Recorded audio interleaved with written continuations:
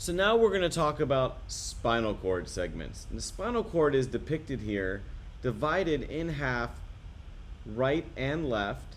And the spinal cord is a segmentally organized structure. And the top part of the spinal cord is referred to as the cervical spinal cord. And the cervical spinal cord is made up of 8 spinal cord segments.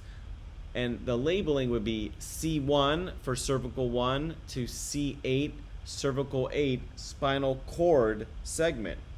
The next part of the spinal cord is the thoracic spinal cord. And the thoracic spinal cord is made up of 12 segments. And these would be labeled T for thoracic, T1 to T12, thoracic 12 spinal cord segments.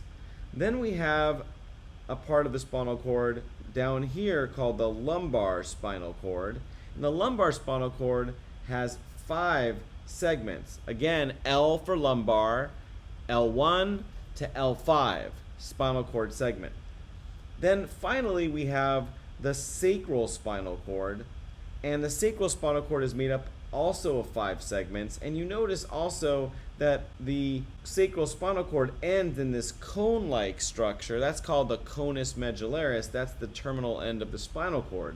And so we would label this S for sacral, S1 to S5 spinal cord segments. Now, it's also important to understand what generally these segments supply, and so we can talk about dermatomes and myotomes. These would be the skin and muscle supplied by the specific spinal cord segments. So the arms or upper extremities, generally speaking, is C5 to T1 spinal cord segments.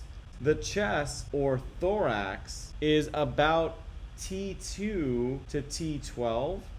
And the legs or lower extremities is about L1 to S2 spinal cord segments.